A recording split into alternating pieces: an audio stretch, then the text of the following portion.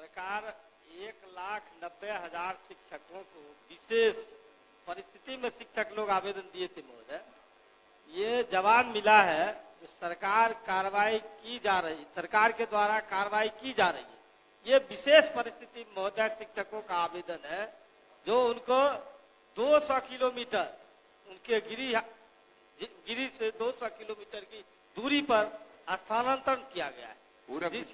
पूरक मेरा यही है, सरकार कब तक 1,90,000 शिक्षकों को अपने गृह जिला में स्थानांतरण करने की विचार रखती है। माननीय मंत्री। माननीय अध्यक्ष महोदय, सदन को बताना चाहेंगे कि सबसे पहले हम लोगों ने जो शिक्षक शिक्षिका स्वयं बीमार थे, गंभीर रोगों से ग्रस्त थे, कैंसर की बीमारी थी, वैसे 40 से ऊपर शिक्षक शिक्षिकाओं को उन्होंने जहां भी चाहा वहां हम लोगों ने उनकी पोस्टिंग कर दी। इसके अतिरिक्त जो 1,90,000 की बात है उससे कुछ ज़्यादा एप्लीकेशंस आए हैं, तो अगले 2 महीने में इसकी स्क्रूटनी करके निश्चित रूप से जो जिस जिले में जाने के इच्छुक हैं उसको हम लोग कर देंगे। वो नीति निर्धारण हम लोगों ने कर लिया है, तो जो जहाँ जाना चाहेंगे, लेकिन एक ही उसमें है कि कितनी वैकेंसी है, वैकेंसी पर भी निर्भर करेगा। इसलिए हम लोगों ने उसमें 10 उनसे मांगा है कि आप अपना चॉइस पोस्टिंग का 10 जगह बता दें, जिला बता दें, ताकि उसी के अनुरूप हम लोग पोस्टिंग कर दें। और इसका सॉफ्टवेयर करीब करीब तैयार हो गया है और वो मुख्यालय से ही हम लोग जो पोर्टल है उस पर जो पिटिशंस आए हैं उसके आधार पर हम लोग कर लेंगे। धन्यवाद महोदय। हमारा प्रश्न है, पोस्टिंग का विद्यालय हम मांगे, आप कह रहे हैं अनुमंडल। महोदय, विद्यालय के लिए हम लोगों ने किया है आवेदन, हमको किस विद्यालय में आप पोस्टिंग कर रहे हैं, क्योंकि विशेष परिस्थिति में हमने आवेदन किया है, हम बीमार है।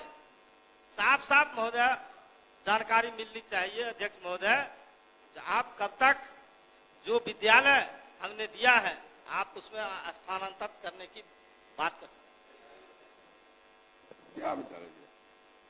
माननीय अध्यक्ष महोदय, हम लोगों ने कहा जो नीति निर्धारण हम लोगों ने किया है उसमें सबसे पहले स्वयं जो शिक्षक शिक्षिका बीमार थे उनका कर दिया है।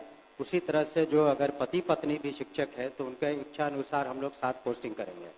और इसके अतिरिक्त जो हमने कहा कि जो जिला जिन्होंने मांगा है उसकी पोस्टिंग हम उसी जिले में करेंगे, लेकिन ये भी निर्भर करता है कि किस स्कूल में भी उन लोगों ने अपनी अपनी इच्छा व्यक्त की है, अपना ऑप्शंस दिया है, लेकिन वहाँ पर कितनी वैकेंसी है। अगर एक ही स्कूल में आप वैकेंसी अगर 10 है और वहाँ 20 लोगों ने दिया है तो उसके सेकंड चॉइस या थर्ड चॉइस में जाएगा। इसका सॉफ्टवेयर हम लोगों ने तैयार कर लिया है, तो उसी के अनुसार हम लोग अगले 2 महीने में इसको पूरा कर लेंगे। और अगर फिर भी कोई, बोलने दीजिए, अगर फिर भी कोई असंतुष्ट है अपने पोस्टिंग से तो हम लोगों ने डिस्ट्रिक्ट मजिस्ट्रेट की अध्यक्षता में कमेटी बनाई है और उसी तरह कमिश्नर जो डिवीजन में उनकी अध्यक्षता में, और अंतोगत्वा हम लोगों ने एक सेक्रेटरी के स्तर पर एक कमेटी मुख्यालय में बनाई है कि सारी प्रक्रिया पूरी हो जाने के बाद भी अगर किसी शिक्षक शिक्षिका को फिर भी शिकायत रह गई है तो अपना वो पिटीशन दे सकते हैं, कर देंगे। हो गया, पूरी बात आ गई। महोदय अब कितना डिबेट होगा? अब इतना स्पष्ट जवाब उसको माननीय मंत्री महोदय जवाब दे रहे हैं, जो देरी हो रही है महोदय इसमें भ्रष्टाचार की बू आ रही है। ऑनलाइन में क्या भ्रष्टाचार होगा? ये हो रहा है महोदय, पहले हमको पहले स्थानांतरण बिना प्रमाण के आरोप नहीं लगाना, इसमें है महोदय, बिना प्रमाण के आरोप नहीं लगाइए। नहीं महोदय बैठिए।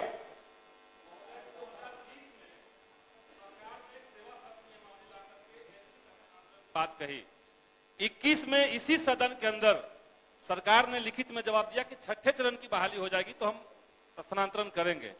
5 साल गुजर गए महोदय, 3 बार नोटिफिकेशन आ चुका है, आवेदन लिया जा चुका है और अब सरकार कह रही कि हम 40 लोगों का स्थानांतरण किए हैं।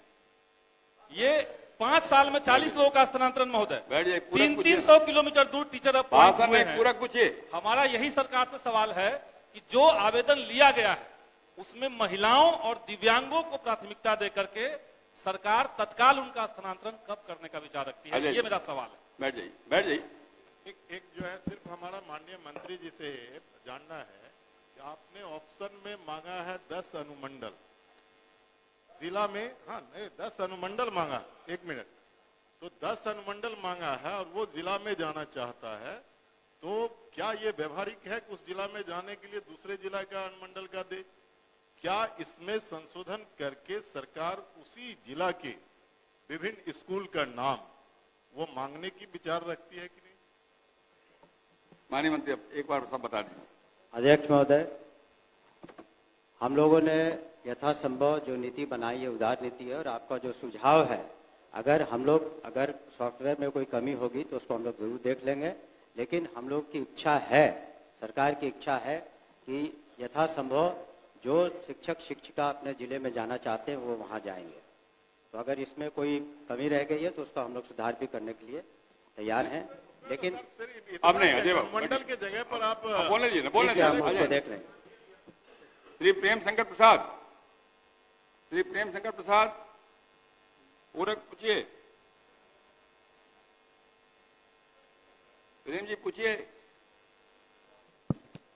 मेरा पूरक है मंत्री अध्यक्ष महोदय कि 3 वर्ष पहले बिल्डिंग बन चुका है, फिर भी इसमें उत्तर आया है कि उसमें टंकी, नल, वाटर पाइप, बिजली, वायरिंग, जबकि कई करोड़ का प्रोजेक्ट था। कि क्या प्रोजेक्ट में शामिल नहीं था कि इसको फिर से बाहर से काम किया जा रहा है 3 साल बाद? पूरक क्या है आपका? पूरक यही है कि जो बिल्डिंग बना, न्यू बिल्डिंग बना सरकार शिक्षा विभाग के माध्यम से, तो क्या आधा अधूरा काम हुआ कि फिर से नया इसमें टंकी का और बिजली का काम बैठ। होगा? माननीय मंत्री।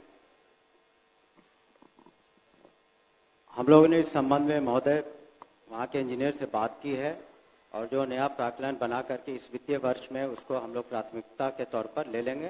निश्चित रूप से इस वित्तीय वर्ष में वो आपका काम पूरा हो जाएगा जल्द से जल्द। इसको हम समझते हैं अप्रैल या मई महीने में काम शुरू हो जाएगा। नए वित्तीय वर्ष। ठीक ठीक हो गया। शकील अहमद, श्री शकील अहमद खां, श्री सैयद रुकुद्दीन अहमद, श्री राम विष्णु सिंह,